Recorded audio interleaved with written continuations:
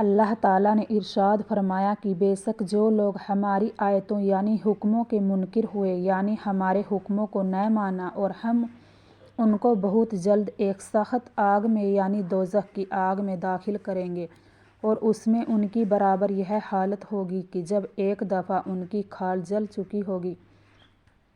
تو ہم اس پہلی کھال کی جگہ دوسری تازی کھال پیدا کر دیں گے تاکہ وہ ہمیشہ عذاب ہی بھگتتے رہیں۔ سورہ نساء میں ارشاد فرمایا اللہ تعالیٰ نے اِنَّهُ مَن یَأْتِ رَبَّهُ مُجْرِمًا فَإِنَّ لَهُ جَہَنَّمَ لَا يَمُوتُ فِیہَا وَلَا یَحْیَا۔ ترجمہ: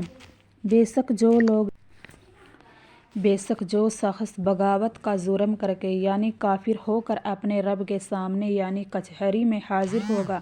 تو اس کی سزا کے لیے دوزخ ہے، اس میں وہ نہ مرے گا اور نہ جیے گا۔ اللہ بچائے، ایمان نہ لانا اور مسلمان نہ ہونا، اپنے ایمان کو خراب کرنا کتنا بڑا سنگین جرم ہے۔ خدائی قانون میں بغاوت ہے، اسی لیے باغی یعنی کافر ہمیشہ کے لیے دوزخ میں ڈالا جائے گا کہ اپنی بغاوت کی سزا پاتا رہے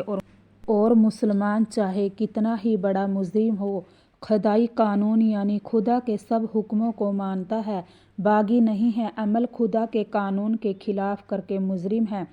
سزا کاٹ کر پھر جنت میں آ جائے گا اور کافر باغی ہے، اسی لیے وہ ہمیشہ دوزخ میں قید رہے گا۔ معلوم ہونا چاہیے کہ ایمان ہمارا تب درست اور مضبوط ہوتا ہے کہ جب ہم اللہ تعالیٰ کو اور اس کے رسول حضرت محمد مصطفیٰ صلی اللہ علیہ وسلم کو سب باتوں میں سچا سمجھیں اور ان کی سب باتوں کو دل سے مانیں۔ یہ ایمان ہے اور اللہ و رسول کے حکموں پر چلنا یہ دین ہے، اسلام ہے۔ اللہ و رسول کی کسی بات میں یا حکم میں شک کرنا یا اس کو جھٹلانا یا اس میں عیب نکالنا یا اس کے ساتھ ہنسی مذاق اڑانا، ایسی باتوں سے ایمان نہیں رہتا۔ اور قرآن و حدیث کے صاف صاف اور کھلے مطلب کو نہ ماننا اور ہیر پھیر کر کے اپنا مطلب بنانا بے دین اور بے ایمان بننا